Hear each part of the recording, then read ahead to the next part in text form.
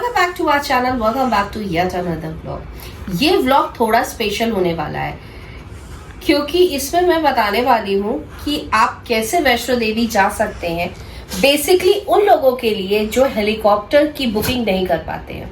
Helicopter की booking में हमने एक ट्रिक लगाई थी और जिसकी वजह से मेरी बुआ आराम से हेलीकॉप्टर पे जाके वैष्णो देवी माँ के दर्शन करके वापस हेलीकॉप्टर की सर्विस लेके आ सकती। आप सबको पता है कि वैष्णो देवी की यात्रा में घोड़े पालकी चलते हैं, बट बहुत सारे लोग होते हैं जो घोड़े और पालकी पे बहुत कंफर्टेबली बैठ नहीं पाते हैं। कुछ लोग ऑर्थराइटिस के पेशेंट्स होते हैं, कुछ स्पॉन्डिलाइटिस के। मेरे घर में मेरी बुआ ऑर्थराइटिस स्पॉन्डिलाइटिस की पेशेंट है एंड काफी साल पुरानी पेशेंट है, जिसकी वजह से ना वो पालकी पे इतनी देर स्ट्रेट बैठ सकती थी और ना वो घोड़े की सवारी लेके इतना ऊपर जा सकती थी। मैंने और मेरी बहन ने तो आराम से धीरे धीरे, बिकॉज हम दोनों भी अस्थमा पेशेंट हैं, पर हमने आराम से वैष्णो देवी की यात्रा कर ली थी। और अर्धकुमारी के बाद टैक्सी सर्विस भी प्रोवाइडेड है, तो वहां के लिए भी किस तरीके से आप बुकिंग कर सकते हैं और उसका अच्छा सा यूज कर सकते हैं। बट वहां तक भी आपको, अगर कोई एजेंट है तो उनको वहां तक भी हो सकता है पहुंचने में तकलीफ हो, तो उनके लिए एक ट्रिक बताऊंगी कि आप कैसे हेलीकॉप्टर की बुकिंग कर सकते हैं एंड अपने मम्मी पापा को वैष्णो देवी के दर्शन करा सकते हैं। तो हमने वैष्णो देवी का पार्ट 1 जो हमने पैदल यात्रा की है उसका व्लॉग हमारे चैनल पे है, तो आप वहां जाके देख सकते हैं। एंड वहां पे हमने बताया है कि घोड़े और पालकियों के क्या गवर्नमेंट रेट है।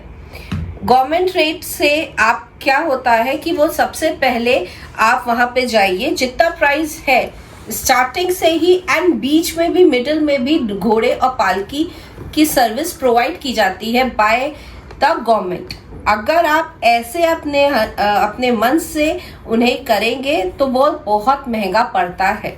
सो वो रेट हमने वहां पे लगाए हुए हैं एंड वो अपनी आईडी, जो उनकी खुद की आईडी होती है, वो आपको देते हैं और जब आपको वो अपनी डेस्टिनेशन पे पहुंचा देते हैं तो वो आईडी आपको उनको वापस करनी पड़ती है।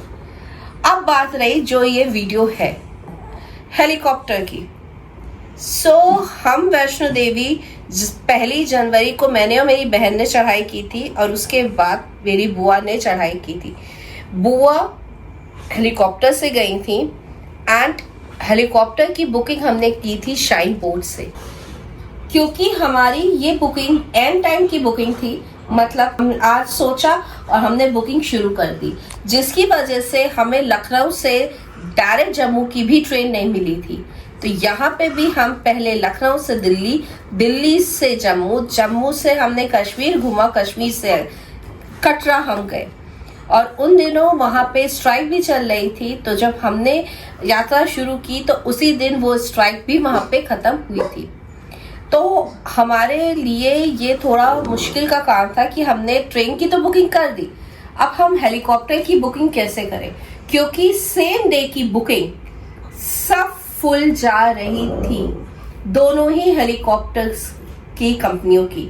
वहाँ पे 2 हेलीकॉप्टर की बुकिंग्स रहती है, एक ग्लोबल है, एक हिमालय है एंड ये सारी फैसिलिटी आपको साइन बोर्ड की वेबसाइट पे मिल जाएगी। हम लोग बहुत ज़्यादा परेशान थे कि जाने की फैसिलिटी मिल रही है, वहाँ से लौटने की फैसिलिटी में सारे स्लॉट भरे हुए हैं, हम क्या करें, हम कैसे बुकिंग करें। फिर हम लोग सोचे कि शायद पालकी से बुआ चली जाए, बल्कि पालकी में नहीं जा सकती थी क्योंकि बहुत स्ट्रेट बैठना पड़ता है। आप पालकी में हिल डुल नहीं सकते हैं, एकदम स्ट्रेट बैठना पड़ता है। चेयर कंफर्टेबल होती होगी, बट इतनी देर आप स्ट्रेट बैठ के 8-9 घंटे का रास्ता कवर करना थोड़ा मुश्किल काम है। सो यहाँ पे हमने लगाई थी एक ट्रिक। वो ट्रिक थी कि हम गए थे एक दिन और लौटे थे हम दूसरे दिन सुबह मॉर्निंग में। जरूर हमारा 2 दिन लग गया, बट बुआ की इच्छा जो बहुत सालों से थी माँ के दर्शन करने की, वो पूरी हो पाई। हमने 4 बजे की जो था हेलीकॉप्टर राइड को बुक किया था एंड बिल्कुल विद इन अ सेकेंड वो वहां पहुंचा देते हैं। वहां पे एक चीज देखी जाती है कि आपका बॉडी वेट कितना है, तो वो दूसरों की बॉडी वेट के हिसाब से आपको हेलीकॉप्टर में एडजस्ट करते हैं। फोन आपको ले जाना अलाउ है, पर लैपी, आईपैड ये हेलीकॉप्टर में आप नहीं ले जा सकते हैं। सो ये आपको वहां पे जमा करना पड़ेगा। वहां पे उनकी फैसिलिटी में गवर्नमेंट की तरफ से एक शॉप है जहां पे आप ये सब रख सकते हैं। लॉकर की चाबी आपको मिल जाती है। तो और उसके बाद आपका फोन भी वहां पे सबमिट हो जाता है। इसी वजह से हमारे पास कोई भी फुटेज नहीं है हेलीकॉप्टर की। And with in 5 to 10 minutes आप वैष्णो देवी में जो साची छत पहुंच जाएंगे, और वहां से भवन 2.5 किलोमीटर है। जब आप वहां पहुंचेंगे तो वहां पे आपको पालकी, घोड़ों की गवर्नमेंट से तरफ से चलाए जाते हैं।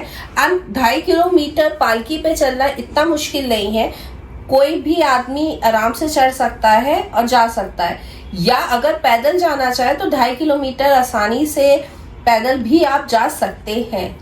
जब आप पैदल जाएंगे वहीं से ही रास्ता भैरव बाबा की तरफ भी गया है। सो आप भैरव बाबा के भी दर्शन कर सकते हैं।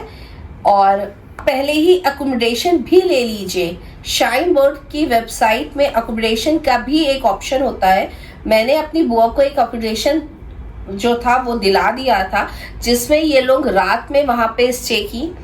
बहुत सस्ते में वहां का अकोमोडेशन होता है। आई थिंक वो 100 रुपए रखते हैं कंबल के लिए, जो सुबह मॉर्निंग पे जब आप कंबल वापस करते हो तो वो 100 रुपए दे देते हैं। हमें एक बेड पड़ा था 150 का, खाना शायद लगभग 150 का था या शायद उससे कम का था। बट बहुत इजीली आपको अकोमोडेशन मिल जाएगा।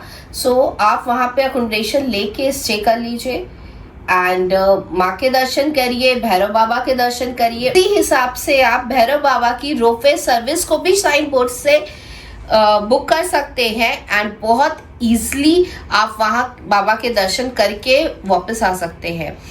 हम इस बार भैरव बाबा के दर्शन नहीं कर पाए, ना मैं और रोली ना बुआ कर पाए, क्योंकि हम पहली बार वैष्णो देवी जा रहे थे और हमको ज्यादा डिटेलिंग्स नहीं पता थी।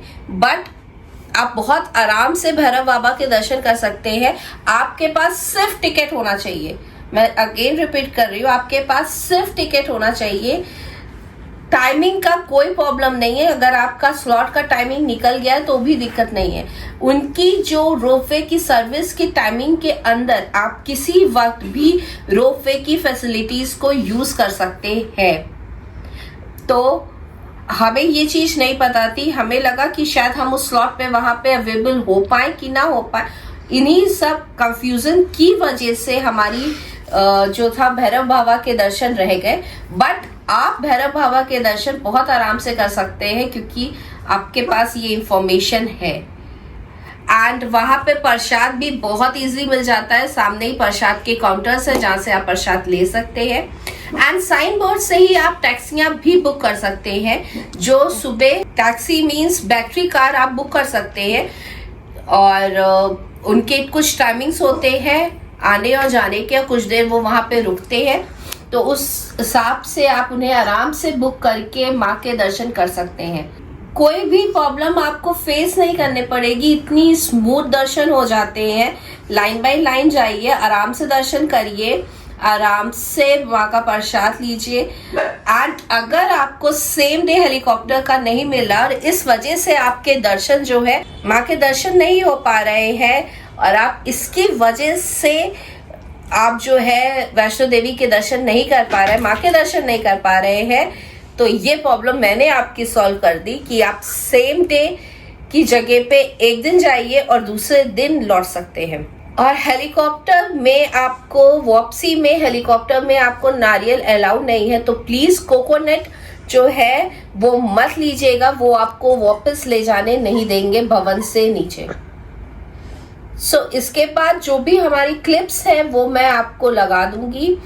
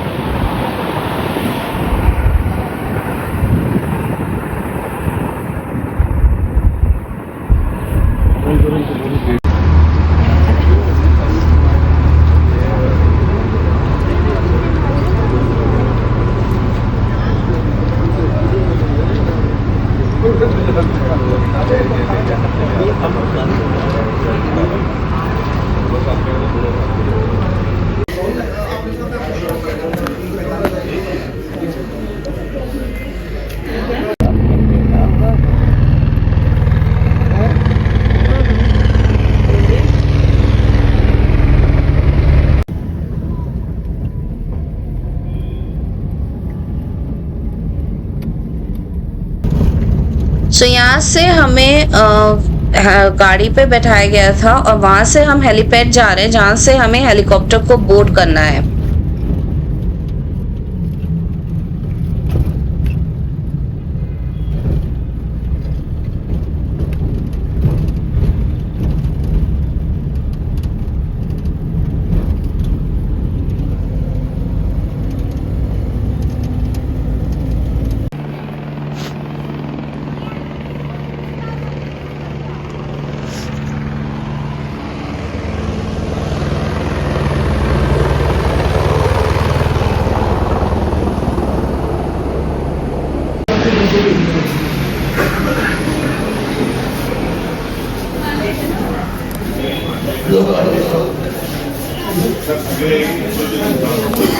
हेलीकॉप्टर तो कोई भी हो सकता है।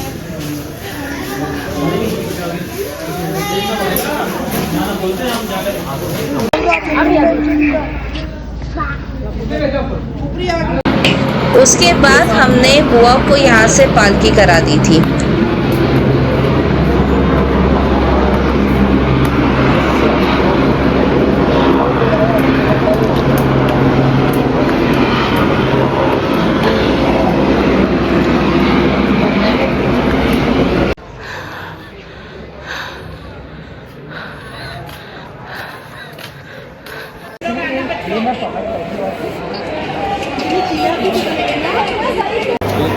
रात में माता वैष्णो देवी का भवन कितना सुंदर लगता है जब सारी तरफ लाइटें जल जाती हैं।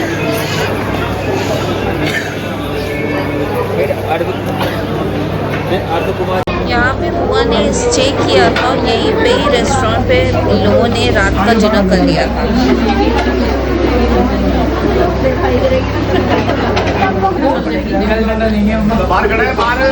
सो खाने में हमारे पास है आलू शिमला मिर्च की सब्जी, पनीर मटर, दाल, अचार, पापड़, रोटी, चावल और सूप।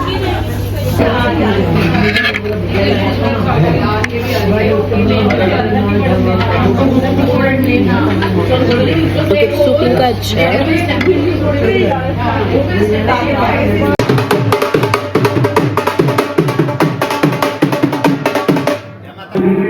यहाँ से आप भैरव बाबा के दर्शन कर सकते हैं। तो ऊपर भैरव बाबा है और यहाँ नीचे वैष्णो देवी माँ का मंदिर है। And I hope this information is useful for you. And जिसकी वजह से शायद आपके दर्शन अभी तक नहीं पूरे हो पाए, तो शायद मेरी ये छोटी सी कोशिश आपके दर्शन पूरे कर सके। And I hope आपको हमारा वैष्णो देवी का ट्रिप अच्छा लगा हो। Please like, share and subscribe to our YouTube channel Sam Brownie and Family।